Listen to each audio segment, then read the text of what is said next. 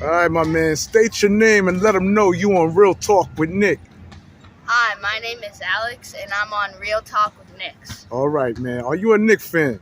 Yes, I'm a Knick fan. All right, man. Before we start, man, is it all right for me to ask you how old are you?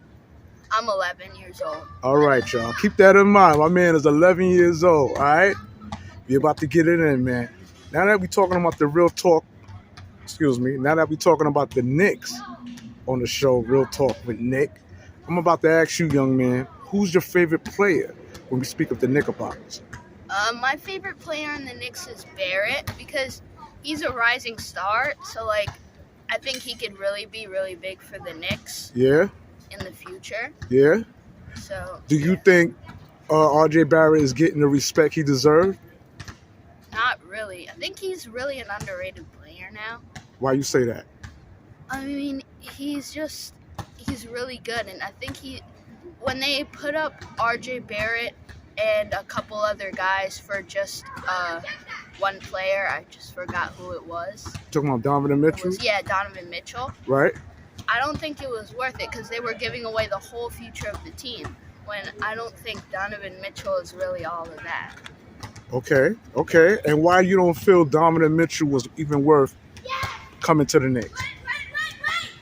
I mean, he's just not really the shooter that they need, or like the ball handler, or the flashy, move guy. Okay. So I just think Donovan Mitchell wasn't really the right guy for the Knicks. Okay. And once again, when we speak of R.J. Barrett, do you think he's the captain? Is he the franchise player of the Knicks? Well, I mean, to be honest, right now, I don't think he is the captain of the Knicks. Do you think he should be? I don't think he's ready yet, but in the future, he will definitely be one of he's a future star and will be one of the captains of the Knicks, and he will be the captain of the Knicks. Okay. Now, what if I told you, right? This is my opinion. I feel he's a star already because at 21, he broke records, right? Yeah. That LeBron James, Kawhi Leonard, and if I'm not mistaken, there's another player, Kevin Durant, did at that age. So I feel he's not getting the respect because he's on a team that hasn't won in a long time. Yeah. Is that fair for me to say? Yes, I agree. I totally agree. Okay. Yeah. Okay. Now I'm gonna ask you about Obi Toppin. Some say Obi is only good for fast breaks. Do you agree with that? No, I mean I think he's a good player. He's good for the inside, flashy dunker. Last year he was in the dunk contest. Yeah. And he did pretty well for his first time ever in the dunk contest as a rookie or like a rookie player. Okay. So I think Obi Toppin will also be a part of the future of the Knicks too. Yeah. And what would you like to see more coming from Obi Toppin? What do you think he needs to improve on? Improving shooting, maybe shooting. His inside game is really good. Yeah. I think, and sometimes he makes some errors, but I mean he gets back in the play, which is good. Okay. Okay. And do you think Obi Toppin should start, or do you think he should remain in the second unit? Because as you hear all this talk about Julius Randle, who some say he don't want to be a Knick, they don't like his attitude, trade him or send him to the second unit, what some might say is absurd because he still got some game left. But do you think Obi Toppin is ready to replace Julius Randle? In my opinion, I don't think Obi Toppin is ready for the starting lineup yet. He would be a really good six man for the Knicks. He's a really good six man for the Knicks. Right. So, and Julius Randle, right now, he's probably a more useful player than Obi Toppin. Okay. Are you high on Julius Randle? Do you like Julius Randle's game? Julius Randle, he is. I mean, he's a good player. I'll say his attitude is not so good, and he's kind of a ball hog. Now, can And you explain why you think he's a ball hog? yeah, so he a lot of the time, like in the playoffs when they played the Hawks Right. in was it game one? Game one, he hit a three, and the one time he hit a three, he was just running down the court so happy, like, and then Trey, the next thing he knows, Trey Young comes running down the court and he hits a floater in their face. So Mm. and then and then at the end of the series, when they were losing 3-1, Right.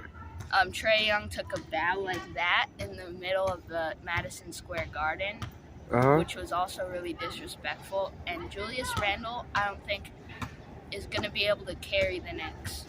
No? I don't think so. You don't think so? No. Do you think he ISO the ball? Some say Julius Randle ISO the ball. Do you agree or disagree with that? I agree. I You- agree with that. You agree? Yeah. Okay. So what Julius Randle need to do in order, in your eyes, for him to be a better player? Well, I think he needs to really start passing the ball, getting his teammates involved. Yeah? Yeah. Okay. So Julius Randle, some say, turned over the rock. Yeah, A he lot. does. He does. He does turn over the rock a lot. Yeah? Yeah. Is it safe to say because we didn't have a point guard, a sufficient point guard, now that we got a point guard with Jalen Brunson, is it possible that we might see a better player in Julius Randle? Yes, I really think so. Jalen Brunson is a great addition for the team, I think, and he also will be really good because on Dallas, it's just isolate with Doncic the whole time. Okay. And Jalen Brunson, even though he averaged like 16 points, it was all Doncic. It was like the Doncic show. Okay. So do you think now that Jalen Brunson will come to the Knicks, do you think he'll be able to handle the New York media? You know, when you play in New York, it's hard, man. It is. Yeah. It's hard. Dallas is a small market. Now, you on Broadway, man. This is the Big Apple, man. Everybody's watching. Everybody's looking in. You know? Do you think he'll be able to handle the pressure? Well, yeah, it happened with a lot of players. It happened with a lot of players. It just takes some time to get used to. The Knicks, a lot of players,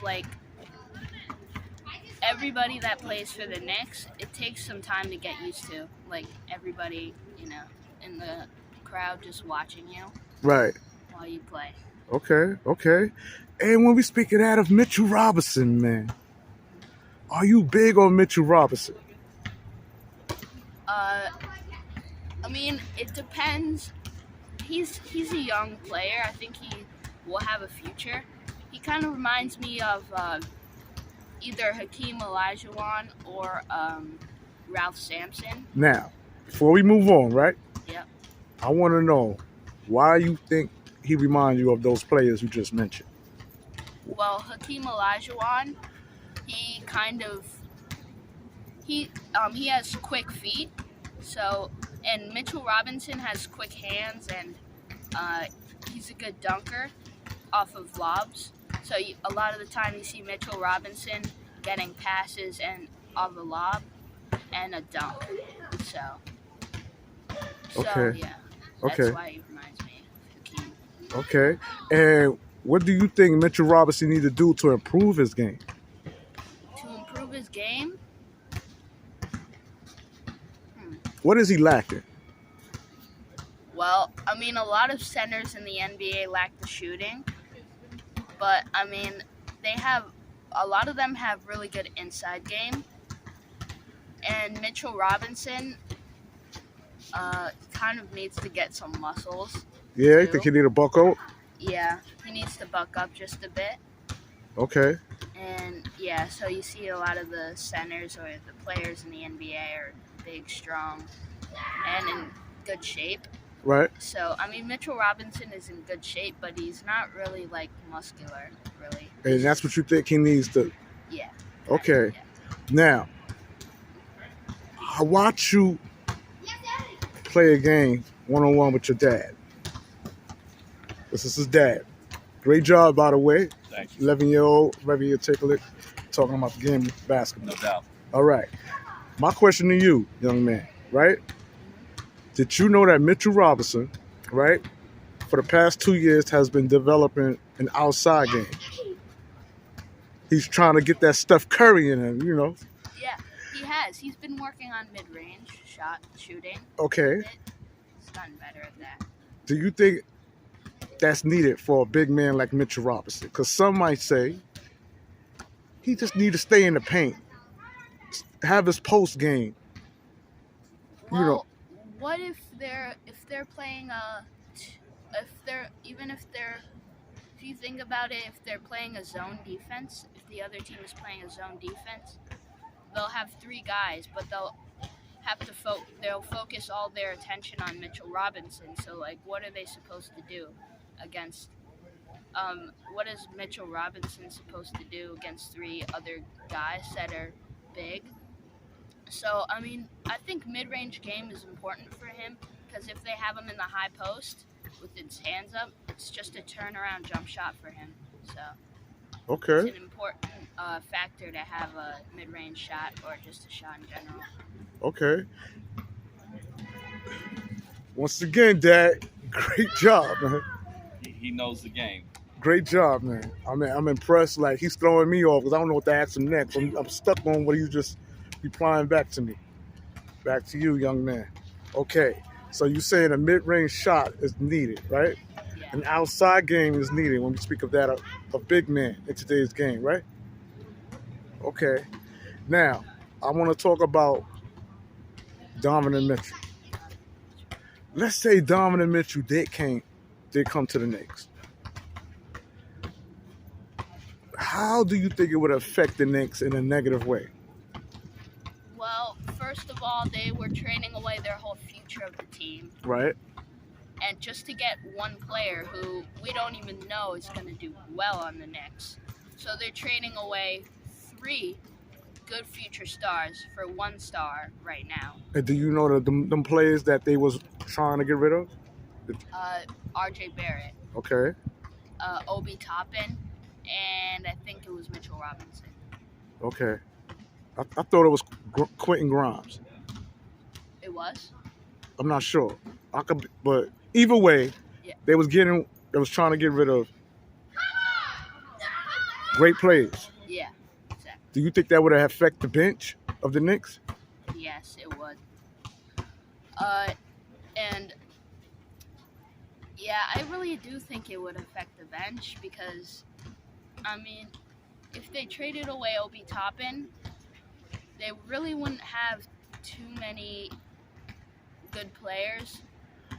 And, I mean, Mitchell Robinson, if they traded away Robinson, they would probably have to start Sims. And he would probably think he's their only backup center that they have, or only one of their backup centers that they have. Mm-hmm. And when you speak of Sims, right? Yeah. Are you high on him? Do you think he's good enough to support Mitchell Robinson? Well, right now, for me, it's a little early to tell, but I think he could have a good, nice long career on the Knicks or wherever he goes. Yeah, well, we would love him to stay here. Yeah, that's true. And Cam Reddish. Now, when we speak of Cam Reddish, he didn't play a lot last year, just 12 games. Do you think that was a bad decision coming from Tom Thibodeau, the coach? Do you think he should have played him more? Because everybody was saying, Tom Thibodeau, he played his vets too much, and he don't give a chance for the youth to shine. Well, my thoughts on Thibodeau's coaching and not playing Cam Reddish too much. I mean, as we know, Reddish was hurt. So I think it was really better decision to let Cam Reddish heel for next season because he's going to be really important for the team. Okay, but what do you say to those who say when he wasn't hurt, should have been playing Cam Reddish more? Right now, the word is that Cam Reddish is not happy being a Knick due to the fact that he doesn't have a role. Do you think that's fair?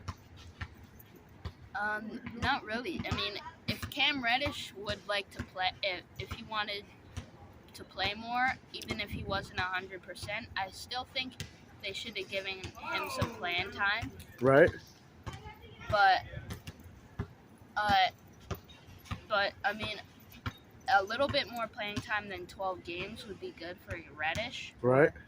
So something like 20 games. 20 games? Yeah, if he didn't get too much playing time in those games either, in the 12 games. Okay, So, man. yeah. All right. And as far as the Knicks, being that we have a point guard in Jalen Brunson, man, do you think that will improve RJ Barrett's stats, Obi Toppin? Do you think now that we have Jalen Brunson as a point guard, who do you think game is going to elevate tremendously? Well, the duo of Jalen Brunson, RJ Barrett, and Cam Reddish, I think that can be a killer combo. Well, Jalen Brunson, he didn't really have that much time to shine on Dallas because, as I said earlier, it was just the Doncic show. Right. And I think in the future on the Knicks, he could be really good. Okay. Do you think Jalen Brunson is better than what a lot of people expect, being that he played behind Luka? Well, I mean, I think Jalen Brunson, underrated player, very underrated. People didn't recognize the fact that he was averaging like 16 points a game with Luka Doncic's like 30-something points per game at the mid-season. Right. So, Jalen Brunson didn't really get the respect he deserved. And in my opinion, he was really good on Villanova. Yeah. One of the best players on Villanova. Okay. Then. So, I think he'll be really good for the Knicks. Okay. And this is my last question, young man. We all know that Donovan Mitchell went to Cleveland. Yeah.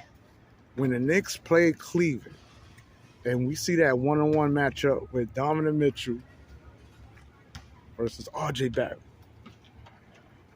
who do you think is going to get the better